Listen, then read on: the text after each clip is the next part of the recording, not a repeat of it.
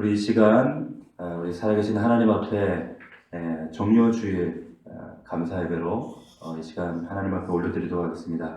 우리 다 함께 우리의 신앙을 신앙 고백으로 올려드리도록 하겠습니다. 사도신경으로 신앙 고백합니다. 전능하사 천지를 만드신 하나님 아버지를 내가 믿사오며 그 외아들 우리 주 예수 그리스도를 믿사오니 이는 성령으로 잉태하사 동정녀 마리아에게 나시고 본디오 빌라도에게 고난을 받으사 십자가에 못 박혀 죽으시고 장사한 지 사흘 만에 죽은 자 가운데서 다시 살아나시며 하늘에 오르사 전능하신 하나님 우편에 앉아 계시다가 저리로서 산 자와 죽은 자를 심판하러 오시리라. 성령을 믿사오며 거룩한 공회와 성도가 서로 교통하는 것과 죄를 사하여 주시는 것과 몸이 다시 사는 것과 영원히 사는 것을 믿사옵나이다. 아멘.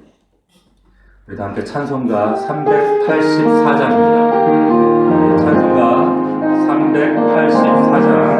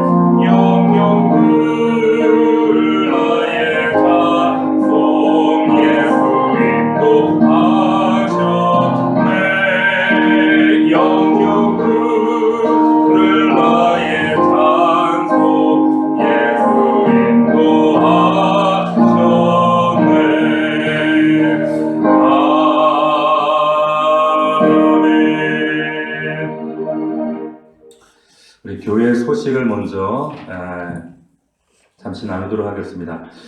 오늘부터 우리 정부의 7가지 준칙에 따라서 우리 온라인과 오프라인 예배를 동시에 함께 진행하기로 결정을 했습니다.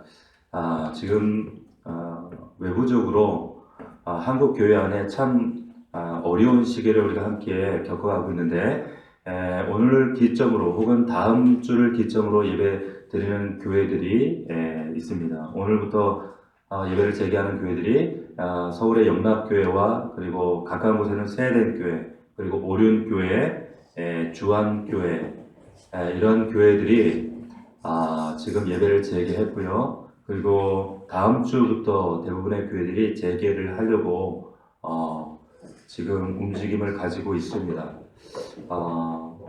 우리가 정부의 7가지 준칙에 따라서 우리가 함께 예배에 아름다운 예배가 진행될 수 있도록 함께 협력해 주시고 또 조속히 이 예배가 온전한 예배로 회복될 수 있도록 함께 기도해 주시고 협력해 주시기 바랍니다.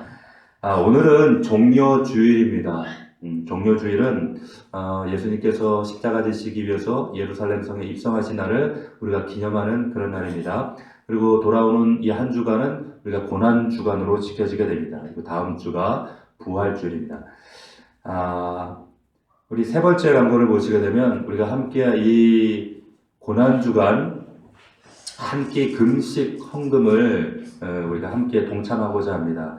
한 주간 동안 여러분들이 한 끼를 주님의 십자가 고난을 묵상하시면서 금식하시고 그 한 끼 금식한 그 예물을 우리가 주님 앞에 구별을 하려고 합니다. 그래서 이 헌금은 코로나 사태로 인해서 어려움 당하고 있는 우리 교회 먼저 우리 성도들을 좀 돌아보고 또 우리 주변에 우리 공무원들이나 어려운 이웃들을 위해서 쓰일 수 있도록 우리 부활주일 헌금과 함께 구별할 수 있도록 이렇게 쓰여지도록 하겠습니다. 위해서 함께 기도해 주시고 협력해 주시기 바라고요. 네 번째, 우리 다음 주 부활주일 성찬식이 있습니다. 부활절 감사의물을 우리가 믿음으로 정성껏 준비해 주시길 바랍니다.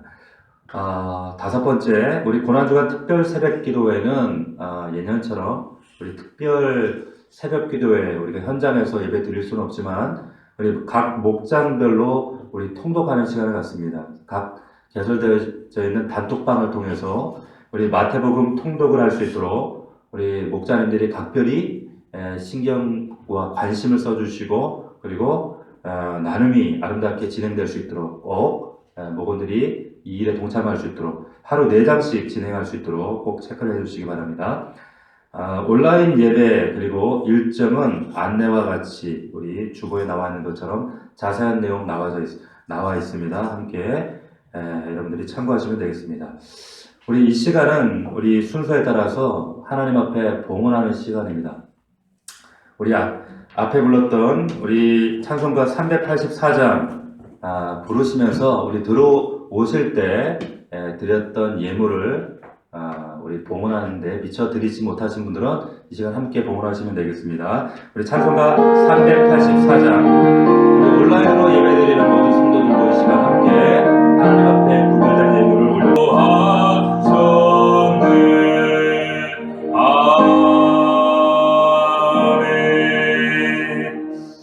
기도하겠습니다. 아버지, 주님 손에 귀한 예물을 구별해 올려드립니다. 하나님 삶이 고단하고 너무나도 힘든 어려운 때에 하나님 나라의 놀라운 역사와 이 몸된 교회를 위하여 구별하여 드리는 이 생명 같은 이 귀한 예물을 주님 손에 우리의 믿음의 고백을 담아 올려드립니다. 아버지 하나님, 이 예물이 쓰여지는 곳에 하나님의 나라가 이루어지게 하시고 이 생명값을 통하여 예수의 생명이 더 아름답게 확장될 수 있도록 그 놀라운 현장에 귀하게 쓰여질 수 있도록 하나님 은혜를 더하여 주시옵소서. 우리 각 가정에서 예배드리는 우리 성도들 저들의 믿음 위에 또한 예물 위에 주님 흠양하시고 축복하사 저들의 삶 가운데 하나님의 놀라운 부요로 값으로 채우시고 다 갚아 주시옵소서. 예수 그리스도의 이름으로 기도하옵나이다. 아멘. 은혜 받으실 하나님 말씀 우리 함께 보겠습니다. 골로새서 1장 24절부터 25절 말씀 우리 함께 찾겠습니다. 우리 각 가정 온라인으로 예배드리는 성도들도 함께 말씀을 찾습니다. 골로새서 1장 24절로 25절 신약성경 325면에 있습니다. 우리 다 같이 골로새서 1장 24절부터 25절의 말씀을 우리가 한 목소리로 우리가 믿음으로 선포하는 마음으로 합독합니다. 함께 읽습니다. 시작. 나는 이제 너희를 위하여 받는 괴로움을 기뻐하고 그리스도의 남은 고난을 그의 몸된 교회를 위하여 내 육체에 채우노라. 내가 교회에 일꾼 된 것은 하나님이 너희를 위하여 내게 주신 직분을 따라 하나님의 말씀을 이루려 함이니라. 아멘. 남은 고난을 채워야 합니다. 남은 고난을 채워야 합니다. 이와 같은 제목으로 하나님의 말씀의 은혜를 함께 나누고자 합니다. 이 시간 우리 영상으로 예배드리는 우리 모든 성도들, 그리고 이 시간 이 자리에 현장에 나와 예배드리는 우리 모든 성도들에게 동일한 하나님의 은혜와 생명과 능력이 함께 하시기를 주의 이름으로 축복합니다. 오늘은 말씀드렸던 것처럼 종료주일입니다. 종료주일은 예수님이 십자가에 우리를 위해 죽으시기 위해서 예루살렘에 입성하신 날을 우리 기념하기 위해서 구별하는 날입니다. 인간적으로 볼 때는 고난의 길이지만 그 길 끝에는 부활이라고 하는 놀라운 승리가 있었습니다. 그래서 고난의 길이지만 승리의 길이라는 사실을 우리가 기억할 필요가 있습니다. 이 길을 동일하게 걸어가는 것이 저와 여러분 성도들이요 그리고 교회의 부르심이다라고 하는 것이죠. 마태복음 16장 18절 말씀에 보면 이런 말씀이 있어요. 또 내가 네게 이르노니 너는 베드로라. 내가 이 반석 위에 내 교회를 세우리니 음부의 권세가 이기지 못하리라. 세상 권세뿐만 아니라 저 보이는 세상 전부뿐만 아니라 보이지 않는 음부의 권세까지도 이 교회를, 이 길을 걸어가는 성도들을 감히 해할 수 없다, 이길 수 없다 약속하고 있습니다. 그만큼 교회는 강하다는 거예요. 그만큼 성도들은 강하다는 말씀을 하고 있다는 것입니다. 그런데 실상은 그런가? 사실은 그런가? 작금의 현실은 그렇지 못하거든요. 그렇게 강하지 못하거든요. 우리들의 모습은, 성도들의 모습은 세상 속에서 빛인지 빛이 아닌지 분간이 안 되는 실정이고 짠맛을 내야 하는데 짠맛이 아니라 단맛을 좋아하는 그런 성도들입니다.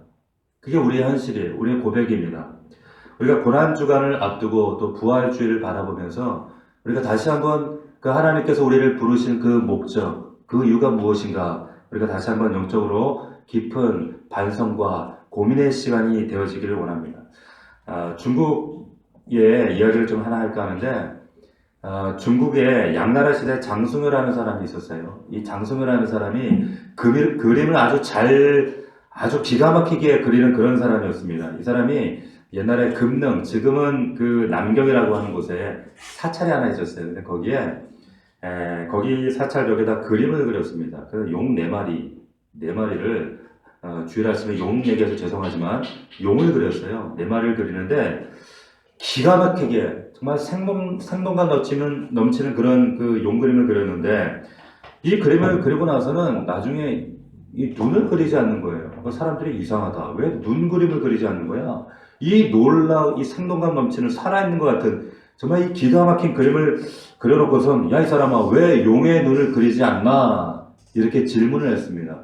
그랬더니 이 장승효라고 하는 사람이 그 눈을 그려놓으면 이 용이 살아나서 펄떡펄떡 살아서 뛰쳐나갈까봐 그릴 수 없다는 얘기를 하는 거예요. 사람들이 에이 하찮은 소리 하고 있네, 허황된 말 하네, 그래서 막 비웃습니다. 손가락질을 해요. 이 장승효가 이 4마리 용 그림 가운데 한 마리 그림에다가 눈을 그려 넣었어요. 눈을 그려 넣었더니 갑자기 용이 펄떡펄떡 살아나가지고 그 그림에 뛰쳐나와서 하늘로 올라가는 거예요. 그러면서 지축이 흔들리고 천둥을 치고 번개가 치는 거예요. 자, 우리 이야기 다 알죠? 여기서 나온 한자 성어가 있죠. 뭐예요? 활용점정이다. 우리가 활용점정 이런 표현들을 자주 쓰는데 이 이야기는 마지막 정말 절대적인 마지막 완성이 필요할 때 마지막 완성이 필요할 때 그 하나가 채워져야지만이 생동감이 생겨요. 생명이 나타나요. 능력이 나타나요. 그 이야기를 할 때 우리가 활용정이다 이렇게 이야기를 합니다. 마찬가지예요. 예수님께서 저와 여러분들에게 그림을 주셨어요. 이 그림을 마지막 활용 점정이 될 때 이 그림이 살아 역사하고 능력이 나타나고 복음의 생명력이 나타나는데 예수님께서 이 그림을 완성하지 않으셨어요. 우리에게 남겨질 몫을 주셨다는 거예요. 남겨진 몫이 있어요. 한 부분을 남겨놓으셨는데 이 한 마지막 부분, 그래서 이 용의 눈에 점을 찍는 것처럼 우리에게 한 부분, 제자된 성도된 우리에게 이 부분을 남겨주셔서 마지막 이 부분을 찍을 때, 그려놓을 때 이 벽에서 박차고 생명력이 약동하고 일어나서 정말 하늘로 올라가는 것 같은 이런 놀라운 역사가 나게 된다라고 하는 거예요. 그 마지막 눈을 그려놓지 못하면, 마지막 점을 찍지 못하면, 우리의 몫을 하지 못하면 여러분 그냥 그림이에요. 아무런 생명이 없어요. 아무런 능력이 없어요. 그냥 그림에 불과하다. 오늘 말씀에 이 본문은 그 마지막 점이 뭐냐? 그 점을 다른 말로 오늘 본문에는 남은 고난이다 이렇게 얘기를 해요. 자, 예수님께서 우리에게 세상에서 이 세상과 이 치열한 전투적인 싸움에서 이길 수 있는 무기를 주셨습니다. 그 무기는 다름 아니라 복음이라고 하는 무기예요. 그런데 예수님께서 놀랍게도 이 복음이라고 하는 무기를 저와 여러분들에게 주시기 위해서 예수님께서 사용하신 방법이 있는데 아주 독특한 방법을 쓰셨어요. 그게 뭐냐? 고난이라고 하는 방법을 쓰셨습니다. 이 고난을 통해서 복음이라는 것을 우리에게 주셨는데 우리 복음을 주시기 위해서 하늘 보호자에서 이 땅에 정말 불편한 육신의 옷을 입고 이 땅에 뛰쳐내려오신 그 자체가 하나님이신 그분에겐 고난이셨습니다. 그리고 이 땅에서 그 불편한 삶을 감당하시고 마지막 궁극에는 십자가에서 그 잔인한 고난의 십자가를 지신 것, 모든 것이 고난으로 점철되어 있는 그런 예수님의 삶이었다라고 하는 거예요. 왜 그렇게 하셨는가? 우리에게 이 복음을 주시기 위해서였어요. 복음을 주시기 위해서. 이 복음의 능력이 우리의 삶 속에 나타나야 하는데 이 마지막 완성, 점을 찍는 것, 활용 점을 우리에게 맡겨주신 거예요. 맡겨주셨다는 겁니다. 그 고난의 마지막 부분을 우리가 감당할 때, 완성시킬 때 비로소 복음이 복음되어지고 생명되어지고 폭발력이 나타나요. 지축을 흔드는 세상이 감당하지 못할 이 복음의 능력이 나타나는데 그래서 세상의 어떤 문제도 이길 수 있고 좌절도 극복할 수가 있고 지금 우리 전 세상 우리의 삶을 흔들고 있는 이 코로나의 문제도 이 복음으로 이겨낼 수 있다는 거예요. 정부가 해결해 주는 게 아니에요. 복음으로 이겨낼 수가 있어요. 결단코 우리를 좌절시킬 수 없는 이 복음의 능력이 우리에게 나타나게 되어진다. 이 복음의 능력을 완성하고 점을 찍어야 될 역할을 우리가 해야 된다는 것이죠. 그 남은 몫을 성경은 뭐라고 얘기하는가? 오늘 말씀해 보니까 그리스도의 남은 고난이다 이렇게 얘기를 하고 있는 거예요. 그리스도의 남은 고난. 자, 그리스도의 남은 고난. 우리 신앙인들에게 이게 굉장히 중요한 개념입니다. 우리가 믿는 하나님은 도대체 어떤 하나님인가? 우리가 믿는 기독교는 도대체 어떤 믿음을 말하고 있는가라고 하는 것을 우리가 바르게 이해할 때 너무나도 우리 마음속에 새기고 우리의 마음속에 기억해야 될 중요한 개념이 바로 이 그리스도의 남은 고난이다라고 하는 개념이에요. 자, 우리 성경에 보면 이 그리스도의 남은 고난, 이걸 한국말로 이렇게 번역을 해두고 있지만 여러분 헬라어 원문에 보면 이 부분을 어떻게 번역하고 있는가? 이거 좀 직설적으로 번역을 해서 좀 이상할 수 있어요. 근데 이렇게 번역을 해두고 있습니다. 뭐라고 했는가? 그리스도의 고난들 뒤에 있는 것들. 자, 그리스도의 남은 고난을 헬라어 원문에는 뭐라고 얘기하고 있냐면 그리스도의 고난들 그런데 뒤에 있는 것들이라는 거예요. 뒤에 있는 것들. 뒤에 무언가가 있다는 거예요. 근데 이게 우리 몫이라는 거예요. 몫. 자, 이 성경을 동일하게 가깝게 번역해 둔 영어 성경이 있는데 아주 오래전에 번역된 킹 제임스 버전이라고 하는 권위 있는 번역 성경이 있어요. 여기에 영어에는 뭐라고 했는가? 이 고난 뒤에 있는 것, 예수님이 당하신 그 고난 뒤에 있는 것을 뭐라고 번역했는가 하면 behind라는 단어를 썼습니다. behind. 뒤에 뭐가 있다는 거예요. 그런데 여러분 미주 영어권에서 우리가 제일 많이 보고 있는 그 영어 성경이 NIV라고 하는 영어 성경이에요. 그 NIV 성경에는 이 behind라고 하는 이 단어 대신에 어떤 단어를 대체하고 있는가? still이라고 하는 단어를 씁니다. still. 무슨 말이냐면 여전히 아직도 남아있다는 거예요. 여전히 아직도 남아있어요. 어떤 게 맞아요? 킹제임스가 맞아요? NIV가 맞아요? 둘 다 맞아요. 이 두 가지를 종합적으로 통론적으로 번역을 해서 있는 그대로 여러분들한테 전달해 드리면 직설적으로 표현하면 이런 뜻이에요. 무슨 뜻인가? 그리스도께서 받은 고난, 그 뒤에 아직 남아있는 고난이라는 거예요. 다시 한번 말씀드려요. 그리스도께서 받은 고난, 그 뒤에 아직 남아있는 고난이에요. 예수님이 옛날에 이 복음을 위해서, 저와 여러분을 위해서 고난을 받으셨는데, 여러분 다 받지 않고, 그 뒤에 조금 남아있는 고난이 있다는 거예요. 근데 그 남아있는 고난이 우리에게 남겨진 몫이다, 우리 것이다. 그것을 우리가 감당할 때, 여러분, 활용점정이 일어나는 거예요.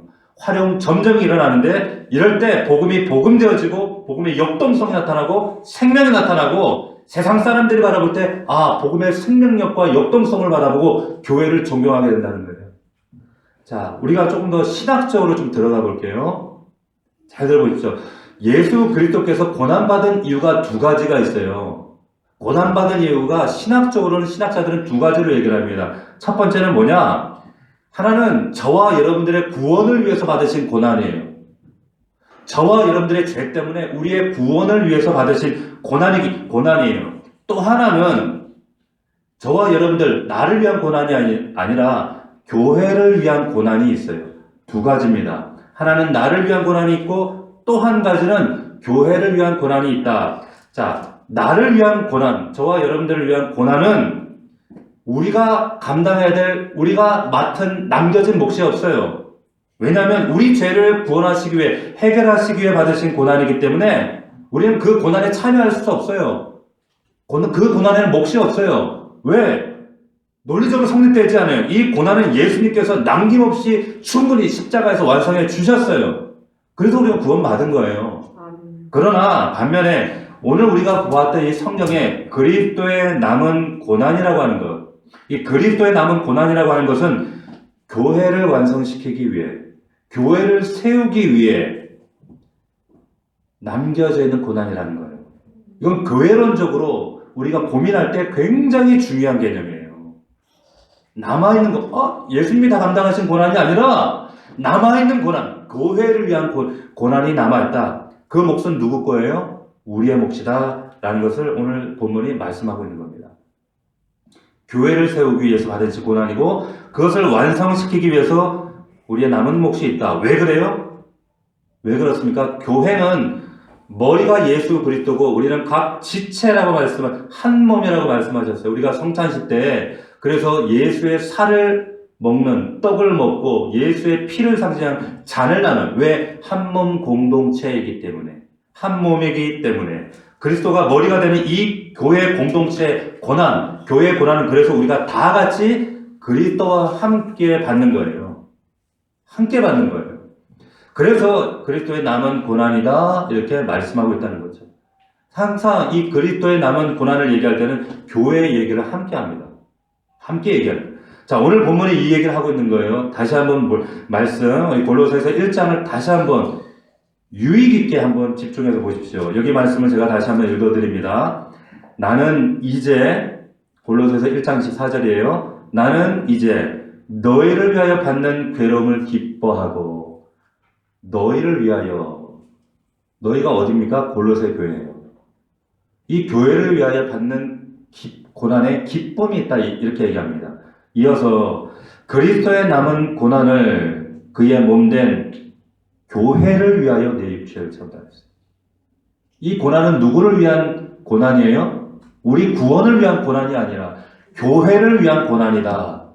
교회를 위한 고난이다. 고난에는 두 가지 있다고 말씀드렸어요. 그리스도가 우리를 위하여 완성하신 성취하신 나의 구원을 위한 고난이 있어요.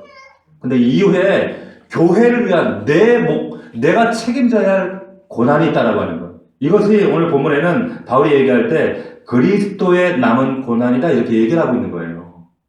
우리 그리스도인이 평생의 이 몫을 내가 하나님 앞에 채워야 하는 거예요. 자, 그래서 25절 말씀 보면 내가 교회 일꾼 된 것은 하나님이 너희를 위하여 내게 주신 직분을 따라 하나님의 말씀을 이루려 합니다. 그래야 하나님의 말씀이 이루어져요. 하나님의 나라의 역사가 성취되어지는 겁니다. 자, 그렇다면 구체적으로 조금 더 들어가서 남은 고난이라고 하는 것이 구체적으로 좀 선명하게 이게 뭔가 좀 어려워요. 남은 고난이라고 하는 것이 에르스트 텔리체라고 하는 독일의 신학자가 있어요. 이분은 신학자들의 신학자다 이렇게 소개되는 분이에요. 옛날 분 돌아가신 분이었어요. 그런데 여러분 신학에 보면 여러 영역이 있습니다. 성경 자체를 연구하는 성서신학이 있고 고고학적으로 연구하는 성서고고학이 있고 그리고 역사적으로 공부하는 역사신학이 있고 근데 이분은 그리스도인이라면 예수 믿는 사람들은 도대체 어떻게 살아야 돼? 라고 하는 질문을 고민하고 연구하고 가르치는 신학의 분야가 파트가 있어요. 그 분야가 뭐냐? 기독교 윤리라고 하는 신학이 있어요. 기독교 윤리. 이걸 가르치셨던 분인데 이분이 이 에르트 텔리치라고 하는 이 신학자가 도대체 우리는 그리스도인은 어떤 사람들이 그리스도인이고 우리는 도대체 어떻게 살아야 하는 것이 맞는가? 이 고민을 하면서 예수 그리스도의 복음을 받아들인 사람들에게는 반드시 두 가지 놀라운 변화가 있다는 거예요. 두 가지 변화가 있어요. 100년 가까이 지난 시점까지 이분이 거의 100년 전 분이거든요. 근데 100년이 지난 시점까지 여기에는 신학자나 목회자들은 다른 이견이 없어요. 오늘날까지 그렇게 인정을 해요. 그게 뭐냐? 보통 사람들이 복음을 받아들이면 그 안에 여러분 놀라운 역동적인 감출 수 없는 감사와 감격과 복음의 힘이 있기 때문에 이 역동성 때문에 변화가 일어나는데 두 가지로 정의를 한다는 거예요. 첫 번째는 여러분들 잘 정리하고 여러분들 삶의 신앙의 기준으로 좀 삼으시면 좋겠어요. 그게 뭐냐? 그리스도의 복음을 받아들일 때 우리 안에 어떤 변화가 일어나느냐? 첫 번째, 그물과 배를 버리고 떠났던 제자들처럼 여러분 우리 안에 놀라운 이 복음을 위해 중대한 선택과 자기 포기를 하게 된다는 거예요. 이 복음을 만나면 이 생명과 감격과 능력과 이 역동성 때문에 복음의 힘이 있기 때문에 여러분 제자들이 그랬던 것처럼 그물과 배를 버리는 중대한 선택과 자기 포기 그래서 굉장히 자기 삶에 성교적 삶을 갈망하는 마음이 일어나요. 성교적 삶을 살아야 되겠다는 갈망이 일어나요. 두 번째는요, 이제 그 복음 안으로 들어오게 되면 그 변화가 뭐냐? 가난한 자와 고아와 가부, 어려운 자들을 그들을 돕고자 하는, 그들을 위해 살고자 하는 사랑의 공동체를 이루고자 하는 열망이 일어납니다. 열망이 일어납니다. 이 두 가지예요. 이 두 가지. 여러분, 복음이 우리 안에 들어오면 이런 마음이 일어나요. 이런 마음이 일어나요. 그래서 성교적으로 살아야 돼 라고 하는 성교적인 마음, 뜨거운 열망과 그리고 가난하고 고아와 어려운 자들을 돌봐야 하는 이 공동체 안에 그런 열망들로 그런 공동체로 모여야지 하는 그런 열망들이 일어나게 됩니다. 여러분들 안에 그런 뜨거움이 있습니까? 그런 열망이 있습니까? 여러분 우리가 그래서 정말 이 복음이 우리 안에 들어올 때 어떻게 하든지 이 중대한 선택과 포기, 나의 중요한 것들을 포기하고 그물과 배를 버려두고 그래서 그 선교적 삶을 위해서 정말 내 소중한 것들을 내려놓고 복음을 전하는데 어떻게든지 내 소중한 재물들을 내어놓고 적금을 들어서라도 우리가 단기 선교도 참여하고 어려운 선교사님들을 돕는데 우리가 참여하고 그리고 어려운 이웃들을 돕기 위해서 내 주머니 나도 내 먹기가 살기 오늘 내일 어떻게 될지 모르는 상황 가운데 물질을 구별해서 어려운 이들 돕는 거예요. 내어놓는 거예요. 이런 뜨거운 열망들이 뜨거운 마음들이 열정들이 일어나게 되더라는 거죠. 죄송한 말씀이지만 우리 안에 복음을 소유하고 있다라고 하지만 그럼에도 불구하고 이 선교적인 마음과 공동체에 대한 열망과 사모함과 이 뜨거움이 없다?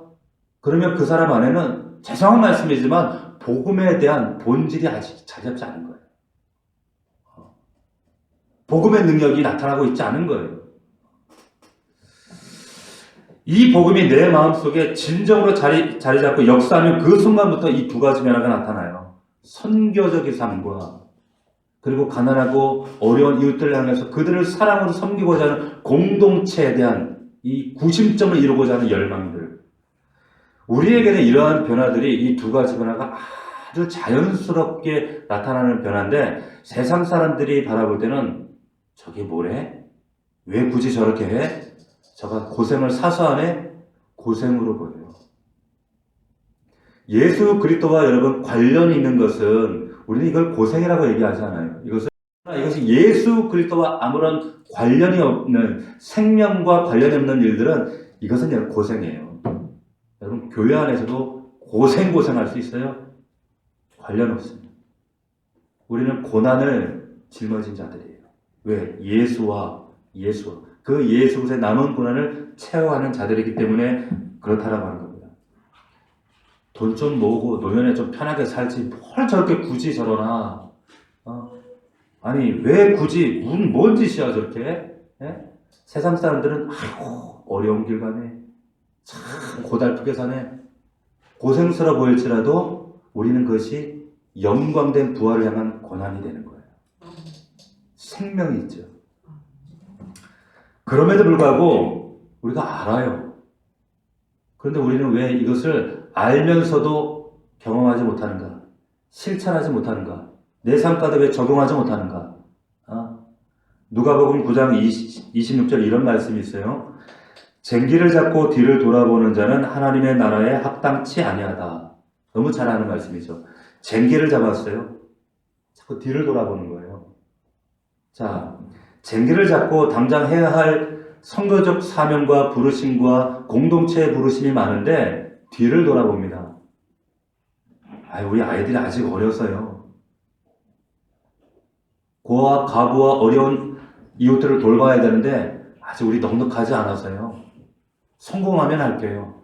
우리 형편 좀 나아지면 할게요. 자꾸 미루는 거예요. 선거적인 삶을 자꾸 연기하는 거예요. 미루는 거예요. 쟁기를 잡고 뒤를 돌아. 이러한 자는 하나님의 나라에 합당하지 않아요. 합당하지 않다고 명백하게 말씀하고 있습니다. 여러분들 잘 아셔야 돼요. 여러분 쟁기 잡고 뒤를 살피고 옆을 살피고 주변을 살피고 하는 것 때문에 여러분 복음의 활용 점정이 일어나지 않아요. 일어나지 않는 거예요. 그럴 때 남은 고난이라고 하는 것은 여러분들의 사명이에요. 내 몫입니다. 목사의 몫이 아니에요. 여러분의 몫이에요. 우리 모두의 몫이라고 하는 거예요. 이것은 교회를 위한 것이다 라고 말씀하고 있습니다.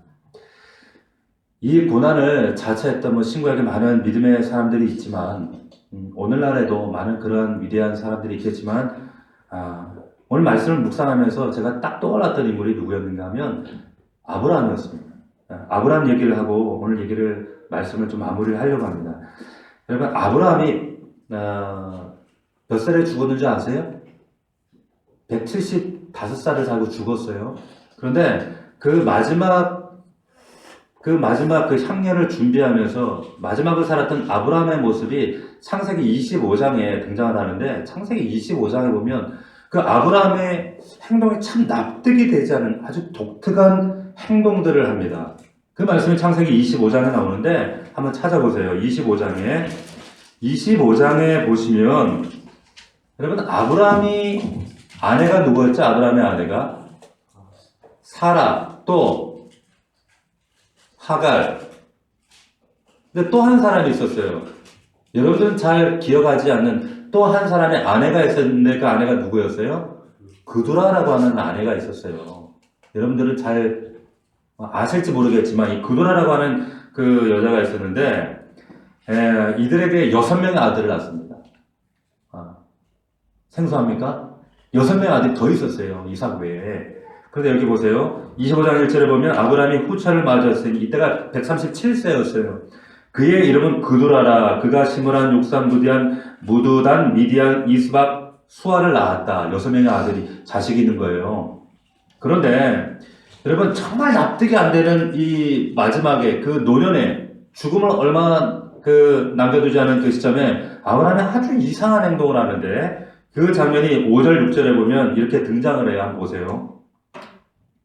아브라함이 이삭에게 자기의 모든 소유를 주었어요. 6절에 자기 서자들, 그러니까 배다른 형제들이죠. 서자들에게도 재산을 주어요. 자, 보세요. 이삭에게는 소유를 주어요. 그런데 서자들에게는 재산을 주었다 이렇게 얘기합니다. 또 하나 특별한 행동을 이것을 언제 했는가? 생전에 했다. 이 말뜻은 살아있을 때라고 하는 뜻도 있지만 죽음을 얼마 남겨두지 않은 시점에서 인생을 정리하는 시점이다 이런 의미예요.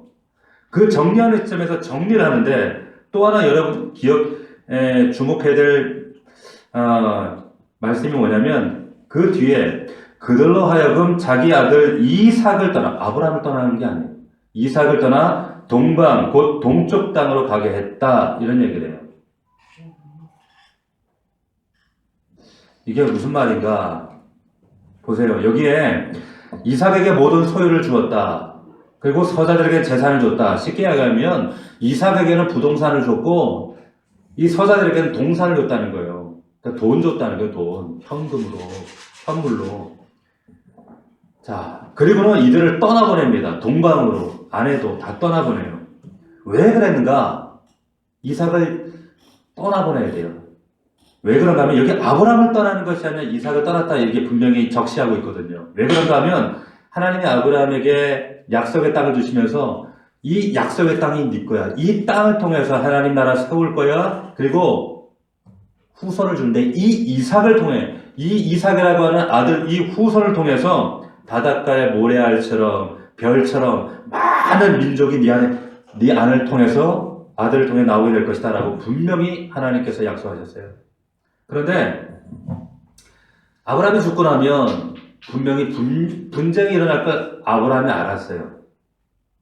분명히 이 자식들 서자들 등살 때문에 이삭이 제대로 하나님 나라 이스라엘을 이루고 이 혈통을 통해서 메시아가 올 수 있을 것이다 생각할 수가 없는 거예요. 그래서 어떻게 떠나보내는 거예요. 내보내버리는 거예요. 여러분 이거 쉬웠을까요? 절대 쉽지 않아요. 어려운 일이에요. 굉장히 두려운 일이에요. 왜 그렇습니까? 노년에 죽음을 얼마 앞두고 정말 그 노년에 얻었던 그 사랑하는 아내를 떠나보내고 6명의 아들을 멀리 동방으로 보내버려요. 아브라함에게는 이것이 남은 고난이었어요. 고난이었어요. 여러분 아브라함의 그 3명의 아내 중에 누구를 제일 사랑했을까요? 누굴 제일 사랑했을까요? 사라? 네? 아니에요. 그리고 사라에게는 아들이 1명 나왔어요. 그리고 이때 당시 사라는 죽고 없어요. 하갈도 아들이 하나였어요. 애굽으로 도망갔어요. 근데 구두라라고 하는 여인의 이름의 뜻이 뭐냐면 향기예요, 향기. 히브리인들의 사고는 이름 그대로 그의 삶을 고백하거든요. 향기 같은 아내였어요. 근데 그 아내를 얼마나 사랑했으면 아들이 6명이에요. 아들이 6명이었어요. 어떻게 그럴 수 있는지 우리 137세의 할아버지가 그만큼 사랑했다는 거예요. 그만큼 사랑했는데 이렇게 사랑함에도 불구하고 그드라와 그 낳은 서자들을 모두 동방으로 보내는 거예요. 동방으로 보내요. 이유는 뭐예요? 딱 하나예요. 하나님 뜻 때문이에요. 하나님의 뜻 때문에. 아무리 사랑을 하더라도 동방으로 보낼 수 있는 것, 떠나보내는 것, 이게 하나님을 향한 하나님 중심주의 이 믿음이 아니면 절대로 그럴 수 없다는 거예요. 더구나 사람은 늙으면 늙을수록 여러분 부부애가 강해져요. 남편은 아내만 찾아요. 그렇게 되어 있어. 자식들은 자식들이에요. 그렇기 때문에 부부밖에 없어지는 게 그게 인간의 인지상정인데 세상 떠날 날이 얼마 남지 않은 아브라함이 얼마 남지 않았는데 그 사랑하는 하나밖에 없는 아내 그드라를 아내와 함께 그 소생들을 다 동방으로 보냈다. 이건 놀라운 결단입니다. 놀라운 고통이에요. 이건 고난이에요, 고난. 보세요. 뿐만 아니라 이제 죽을 날이 향년이 가까웁니다. 죽기 바로 직전이에요. 죽기 직전에 가장 필요한 게 뭐냐면 사실은 아내예요. 가장 절실한 게 아내입니다. 가족들이 가장 그리워질 때가 언제냐? 죽을 때. 그러니까 죽을 때가 되면 나가 있는 자식들을 다 불러들인단 말이에요, 외국에서. 하지만 내게 꼭 필요하고 내게 절대적이고 내게 절실하지만 하나님 말씀을 위해서 떠나보내는 거예요. 왜? 이게 믿음이니까. 이게 약속이니까. 아브라함 보기에는 아깝지만 소중하지만 사랑하지만 하나님의 약속, 왜 이삭을 통해서만이 이 가나안 땅에 이스라엘 나라가 새로워져야 되고 이스라엘 나라의 그 혈통을 통해서 메시아 예수 그리스도가 오셔야 하기 때문에 이것을 이루지 않고는, 그래서 이 사랑하는 이들을 다 떠나보내는 거예요. 사랑하지만 떠나보내는 거예요. 아깝지만 떠나보내는 거예요. 필요하고 절실하지만 떠나보낼 수 있는 이 믿음, 여러분 이거 남아있는 고난이에요. 고통이에요. 여러분에게 이런 선택과 결단과 이런 중대한 시점이 있을 때 여러분 이런 결단을 하실 수 있어요? 아브라함이니까 했지. 아니요. 아브라함도 저와 여러분과 성향이 똑같아요. 하나님은 저와 여러분들에게 이런 중대한 선택과 결정을 요구하셔요. 우리는 그때마다 쟁기를 잡고 자꾸 옆을 보시면 안 된다는 거예요. 사랑하지만, 필요하지만, 아깝지만, 소중하지만 하나님 뜻을 위해서 보내는 거예요. 동방으로. 철저히 자신과 자신의 안위와 자신의 이기적인 욕심들은 철저히 배제된 하나님 나라에 대한 생각, 하나님 뜻에 대한 철저한 자기 부인이 아니면 결단코 이루어질 수 없어요. 우리 사랑하는 성도 여러분, 우리가 지금 코로나 사태라고 하는 한 번도 경험해 보지 못한 두려운 지금 현실을, 이 두려운 터널을 우리가 지나가고 있습니다. 어느 때보다 나의 가족과 안전과 평안을 정말 담보할 수 없고 예측할 수 없는 그러한 시간들로 우리가 살아가고 있어요. 매일매일 노심초사하며 살아갑니다. 모든 것이 불투명한 시대예요. 그러나 그럼에도 불구하고 여러분들이 기억하셔야 될 것은, 우리가 6.25 때 우리 믿음의 부모들, 우리 믿음의 선배들이요, 피난을 떠날 때 모든 사람들이 자신의 안전과 안위와 자신의 생명을 구하고자 피난을 떠날 때도 마지막까지 교회 예배당을 지켰던 우리 믿음의 선진들이 있었어요. 우리 부모들이 있었어요. 우리 권사님 장로님들이 있었어요. 이분들에게는 자신의 안전과 가족이 없었나요? 없었습니까? 그럼에도 불구하고 그 예배당 지키기 위해 순교의 자리까지 예배당을 지켰던 우리 믿음의 선배들이 있었기 때문에 우리가 이 자리에 있는 거예요. 오늘 우리 교회 안에 나의 안전보다 주님의 몸된 교회를 더 걱정하는 성도들이 사실은 드물어요.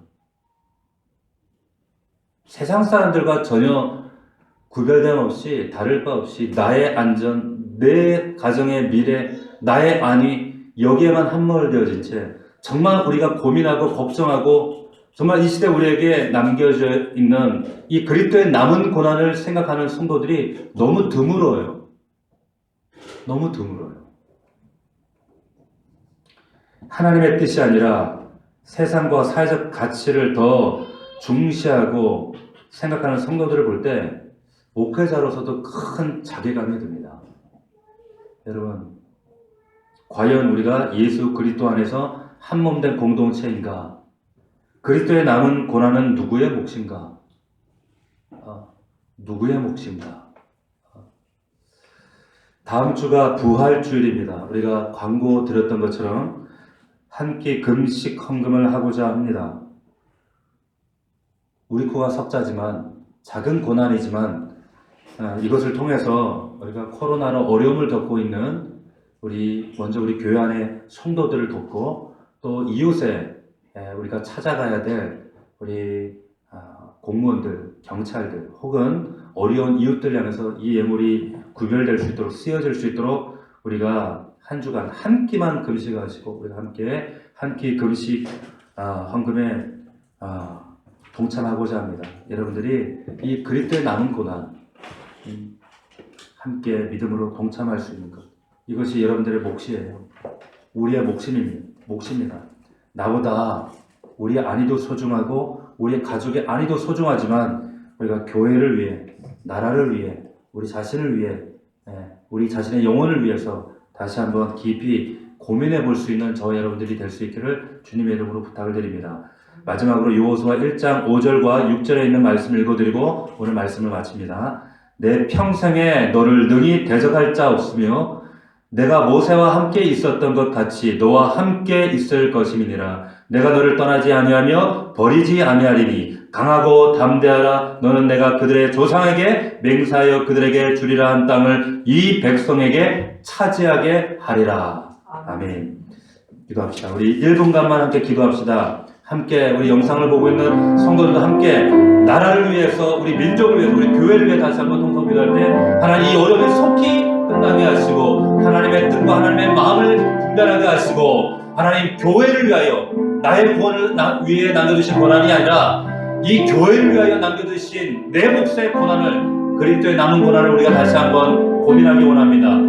아버지 하나님, 다시 한번 이 시대의 아픔과 이 고통을 놓고 주님 앞에 간구하며 주여 우리의 죄가 있다면 용서해 주시고 다시 한번 우리 기도를 통하여 이 땅이 회복되게 하시고 예배가 회복되게 하시고 이 나라가 회복될 수 있도록 도와주시옵소서. 간절한 마음으로 통성으로 기도합니다. 살아계신 아버지 하나님, 은혜와 사랑을 감사함을 드립니다. 아버지 하나님, 주님께서 우리를 위하여 아버지 살찌고 피 흘려 죽으신 하나님, 이 죽음의 길을 걸어가시기 위해 나아가신 이 정교주의를 맞이하였습니다. 한 주간의 이 고난의 이 십자가의 길을 우리가 묵상하게 되어집니다. 하나님, 이 부활을 향하여, 승리를 향하여, 그 승리의 영광을 향하여 나가신 그 고난을 자처하신 예수 그리스도를 바라보며 우리에게 남겨진 이 교회를 향하여, 우리를 향해 남겨주신 우리의 몫의 아버지 하나님 그리스도의 남은 고난을 우리가 다시 한번 고민하며 묵상할 수 있는 우리 믿음의 성도들 되어지길 원합니다. 아버지 하나님, 교회가 교회될 수 있도록 도와주시옵소서. 아버지 하나님, 이 생명의 복음이 되어질 수 있도록 역사하여 주시옵소서. 살아계신 주님, 다시 한번 기억나니 아버지 하나님, 예배가 회복되어지길 원합니다.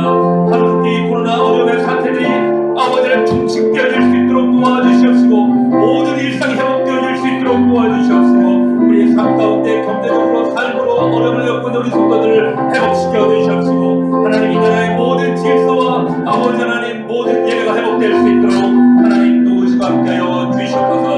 그리스도의 남은 고난, 아버지 하나님 내 몫에 내게 남겨진 이 그리스도의 남은 고난을 아버지 하나님 믿음으로 감당할 수 있도록 도와주시옵소서. 이 일에 아버지 하나님 동참할 수 있는 믿음의 정도 되게 하여 주시옵시고 하나님 나라와 먼저 그의 의를 구할 수 있는, 교회를 위하여 고민할 수 있는 우리 사랑하는 성도들 되어질 수 있도록 하나님 도우시고 이 땅을 회복시켜 주시옵소서. 교회를 지켜 주시옵소서. 우리 가정과 우리의 삶을 주님 보호하시고 함께하여 주시옵소서. 살아계신 아버지 하나님, 전 세계를 강타하고 이 사회를 억압하고 있는 이 코로나 이 사태가 하루속히 예수 그리스도의 이름으로 떠나가기를 원합니다. 아버지 하나님, 역사하사 이 땅에 다시 한번 안전과 평안과 안녕이 회복될 수 있도록 주님 도와 주시옵소서. 하나님, 예배가 회복될 수 있도록 도와 주시옵소서. 다시 한번 아버지 우리의 믿음의 순종과 아버지 복음의 결단과 하나님 선교적 삶을 통하여 다시 한번 복음이 복음되어지고 교회가 교회될 수 있도록 은혜를 더하여 주시옵소서. 하나님, 이 나라의 이 민족을 불쌍히 여겨주시옵시고 이 교회들이 다시 한번 깨어 회개할 수 있도록 도와주시옵시고 다시 오실 예수 그리스도를 준비하며 이 복음을 위하여 힘써 주님 믿음으로 나아가는 사랑하는 우리 귀한 종들 될 수 있도록 아버지 하나님 함께하여 주시옵소서. 믿사옵고 예수 그리스도의 이름으로 기도하옵나이다. 아멘. 우리 함께 우리 오직 믿음으로 찬양 드리고 우리 축도로 예배를 마치겠습니다. 세상 흔들리고 사람들은 변하여도 세상 흔들리고 사람들은 변하여도 나는 주를 섬기리. 주님의 사랑은 영원히 주님의 사랑을 영원히 변하지 않네. 나는 주를 우리 가사를 고백하시면서 묵상하시면 다시 한번 2절을 선포합시다. 믿음은 들린 사람들 주를 떠나도 사람들 주를 떠나도 나는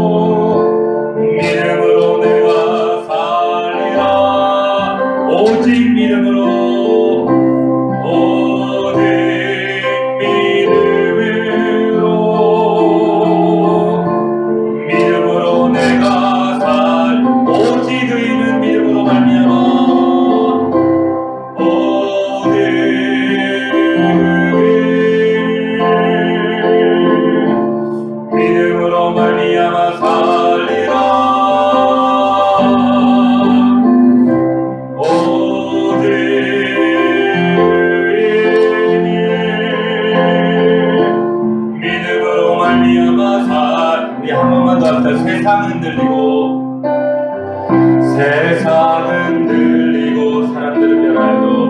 사람들은 변하여도 나는 주를 섬기리. 주님의 사랑을 영원히 변하지 않네. 나는 주를 신뢰. 다시 한번 믿음은 흔들리고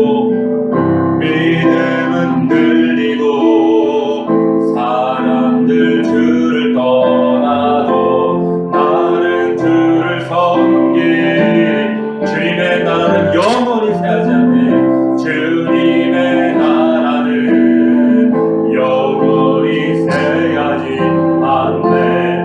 나는 주를 신뢰해. 오직 믿음으로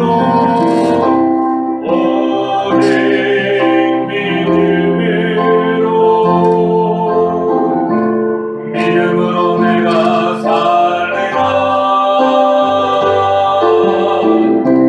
오직 믿음으로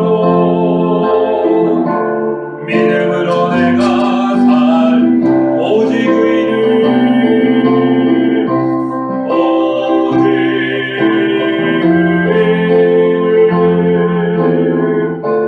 믿음으로 말미암아 살리라.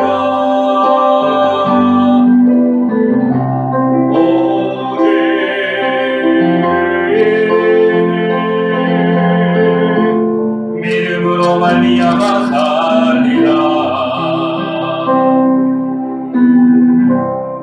기도합시다.